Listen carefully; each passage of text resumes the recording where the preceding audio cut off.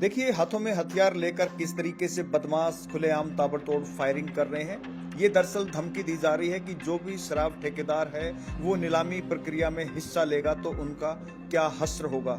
ये कुछ दिन पहले रोहतक से तस्वीरें सामने आई थी और उसके बाद से लगातार पूरे प्रदेश में ये सिलसिला शुरू हो गया। डायरेक्ट इनडायरेक्ट जो शराब कारोबारी हैं उनको धमकी दी जाने लगी कि आप नीलामी प्रक्रिया में हिस्सा ना ले, और यही वजह है कि आज प्रदेश में सैकड़ों शराब के ठेके बगैर नीलामी के रह गए, जिससे प्रदेश को हजारों करोड़ रेवेन्यू का नुकसान होगा।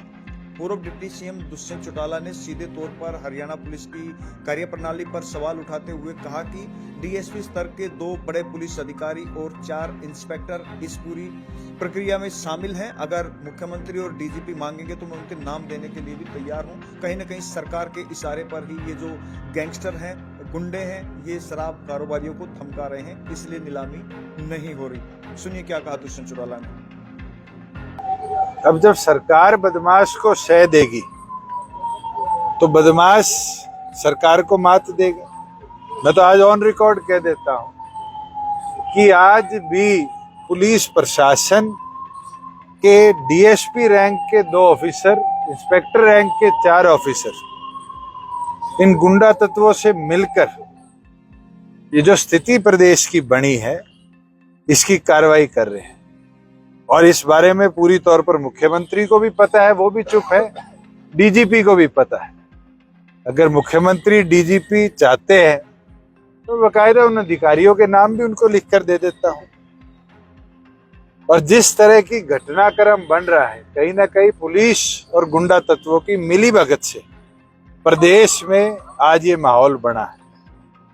और ये फेलियर है पुलिस प्रशासन का कि इस गुंडा तत्व पर नकेल कसने में एक कदम नहीं उठाया। सुनाया है, चाहे नायब सैनी ने मुख्यमंत्री की शपथ लेते ही बहादुरगढ़ में कहा गुंडे हरियाणा छोड़ जाओ, चाहे चंडीगढ़ में प्रेस कॉन्फ्रेंस में कहा। और हैरानी की बात है, डीजीपी प्रेस कॉन्फ्रेंस करते हैं जींद के अंदर जाकर और कहते हैं गुंडे हरियाणा छोड़ जाओ। मैं डीजीपी से पूछना भी चाहता हूं, ये गुंडा तत्व अगर प्रदेश में पैदा हुआ है तो सिर्फ आपकी कायरता की वजह से हुआ है। अगर पुलिस प्रशासन के अंदर हौसला हो, एक्सपीरियंस्ड ऑफिसर जिलों की कमांड संभाले तो अपने आप व्यवस्था सुधरेगी। आपके चाचा जी तो कह रहे हैं एक दिन में ही साफ कर दूंगा, मुख्यमंत्री बना दो। मैं तो कह रहा हूं कितनी होप फाउंडेशन रही और फाउंडेशन रही, उनके साथ मिलकर बहुत से लोग पुलिस के अंदर एसपी रैंक की एक दिन का सपना पूरा कराए, इंस्पेक्टर रैंक का पूरा कराए। तो सैनी साहब को कहता हूँ होप फाउंडेशन के साथ टाई अप करके एक दिन का उनका सपना पूरा करते। तो जो भ्रष्टाचार हो रहा है किसकी शय पर हो रहा है? ये यहाँ के लोकल भाजपा के नेताओं की शय पर हो रहा है। ये तो सरेआम आपके यहाँ पर वीडियो बताएगी मेरे को कि वीडियो चली है कि हरियाणा सरकार के मंत्री भी इसमें इन्वॉल्व है।